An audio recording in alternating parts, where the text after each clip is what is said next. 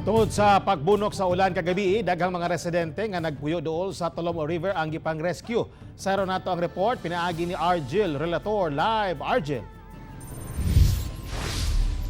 Tek, gilayong girespondihan sa search and rescue team sa nagkadaiyang ahensya sa gobyerno ang mga natrap ng mga residente human paspas nga nisaka ang tubig baha sa Tolomo River kagabi. Sa pagbunok sa ulan sa dakong bahin sa South Area sa Davao City nga nagsugod pa sa hapon hangtod na sa gabi. Daghang mga residente sa nagkadaiyang lugar ang nabahaan. Gipang rescue sa mga nagtinabangay nga ahensya sa gobyerno ang mga residente sa bangkal. Moabot ngadto sa kapin 300 ka mga residente sa maong lugar ang gipabakwit kagabi. Diin sagad kanila mga bata ug mga tigulang.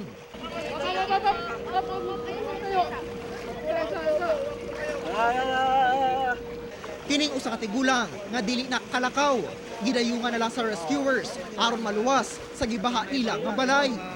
Gakurog na kining mga bata ug tigulang tungod sa kabugnaw, human nga abot dughan ang tubig baha sa ilang mga panimalay.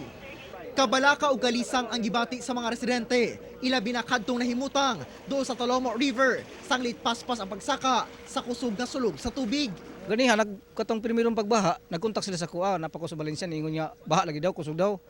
Moto nga, nag-desisyon ko nga muli, jugod ri. Karon wala na nagkontak pod. Pagka first ato kay gamay lang man kayo niya. Nisulod naman jud siya sa balay mo nang kailangan na namo mo balhin sa taas. Hapit na gyud niabot og atop kay murag kulbaan na mi kay basig mo saka na jud ang tubig.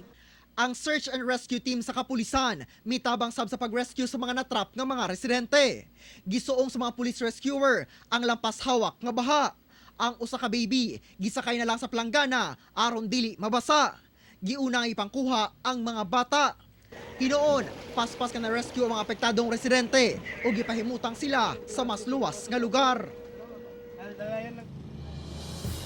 Tek, bisan pa man og daghan ang mga natalang natrap ng mga residente sa ilahang mga balay, walay natala nga casualty ang Davao City Disaster Risk Reduction and Management Council sa nahitabo kagabi. Ug sa karon sa kahimutangan dinhi sa Taal Street, Bangkal ato makita ang mga truck sa Davao City Urban Search and Rescue Team. Sanglit dunay reported nga dakong troso nga nagbabag kuno sa Tolomo River no ang sapa dinhi kung asa nahimutang ang Bailey Bridge gisirado nga nagbabag kuno sa agianan sa tubig busa ilang girespondihan aron na dili na no usab pa ang pagbaha dinhi sa maong lugar.